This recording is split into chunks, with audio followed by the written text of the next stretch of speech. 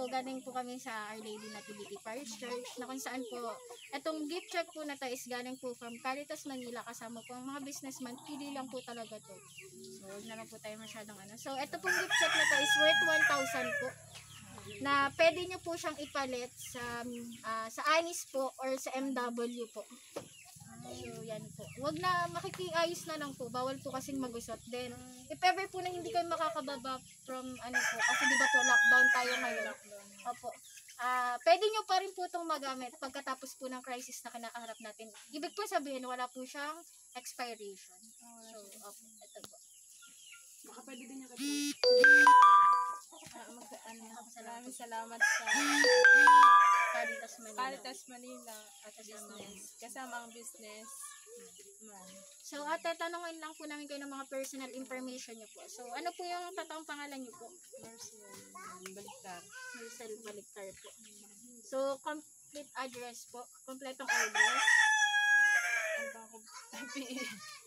Tama ba? Natividad Extension. San Nicolas. Ano, ilan taon na po kayo? 31. Sige. Thank you po.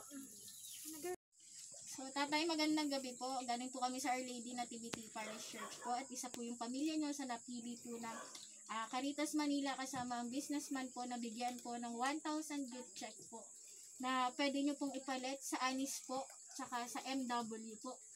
So, if ever po na, syempre po may crisis po tayong pinakaharap ngayon po.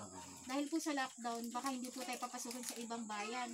Pagkatapos po ng pandemic, pwede nyo pong ipalit na po yan. Oo, pwede na kami lumabas. Opo, pwede na din po kayong lumabas para ano po, maklaim po yan.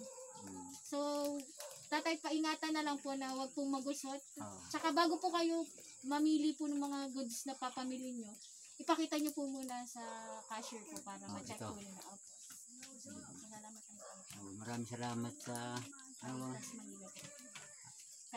Caritas Manila, pati na dito sa mga kasamahan nila. So, sige po tatay. So, hingin lang po namin yung mga personal information nyo po. Buong pangalan po tatay. Jeremias Marquesi. Kompletong address po. Dito? Ano ba ito? Nativity Education? Oo, Natividad. Ilan taon na po siya? 71. Thank you po tatay. Salamat.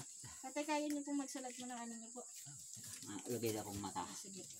Kaya nga, pangalan po, buong pangalan po. Hindi yan.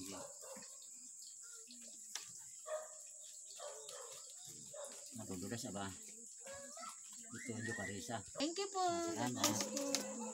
Gabi po, galing po kami sa Our Lady Nativity Parish Church po, na kung saan namimili po kami na medyo mahihirap po talaga na tutulungan po na mula po sa Caritas Manila, kasama po mga businessman. So, ito po yung gift check na pwede po natin ipalit sa Anis, saka po sa MW, na pwede nyo pong gamitin po siya. So, worth 1,000 po siya. Na pwede nyo gamitin if ever po na hindi po nyo mapalit within this day, pwede nyo po siyang ipalit after ng lockdown po natin or ng pandemic po na kinakaharap po natin ngayon sa bansa. So, yan po is, huwag nyo na lang po tita gugusutin kasi baka hindi po natin maipalit. Nalagay ko lang sa Bible. Sige po, mas maganda po. Po, nagpapasalamat po ako sa Manila Caritas at sa businessman. Maraming salamat po. So, ano po yung, ano nyo po? Full name po? Alicia Galion. So, complete address po? San Nicolas, Pamela po. So, ilan taon na po kayo, tita? 63 na po. Thank you po. So, magandang hapon po. Galing po kami sa simbahan po sa Arlinda, Nagsiligya. So, nandito po kami para ibigay po sa inyo. Isa po kayo sa napili ng Caritas Manila po upang mabigyan po ng 1,000 worth gift check po na pwede po siyang ipalit po sa Anis tsaka po sa MW po. So, make sure na lang po na huwag po magugusot. Tapos, if ever po, since na lockdown po tayo ngayon, yung bye-bye po natin, at wala po tayong Anis at MW, pwede nyo po yan ipalit pagkatapos na po ng pandemic na kinakaharap natin. So, galing po yan sa Caritas Manila kasama po ang mga businessman po. Sa Manila. Saka, Kasama po ang mga businessman. So, Maraming salamat po. thank you po. So, ano po yung, buong pangalan niyo po? Rosemary. Kompletong address po. Natividad. Extension 58 Panginoon. So, ilan taon na po kayo? 52. Thank you po. Magandang gabi po. Galing po kami sa Our Lady Nativity Parish Church po. At napili po kayo sa bigyan ng Caritas Manila. Kasama po ang mga businessman ng 1,000 gift check na pwede nyo pong ipalit sa Anis po saka sa MW. So makikiingatan na lang po to na wag po nating magusot. And kung, for example po, hindi nyo po maiaan po kagad to. Makukuha po, maklaim. Wala naman po siya expiration. Kasi po, di ba, dahil po sa lockdown natin, may yung mga bayan po natin is hindi na po nagpapapasok. So, after the pandemic po na kinakaharap natin ngayon, pwede nyo pa rin po siyang i-claim po. So, ito po. Maraming salamat po sa nagbigay nito ng tulong sa mahirap. Malaking tulong din po ito sa amin. Isa lang kayong mahirap talaga.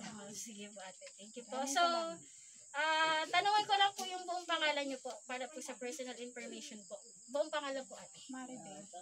Maribel po. Ano ang apelido po? Morte. Kompletong address po. Dito, Natividad. Ano ba yun?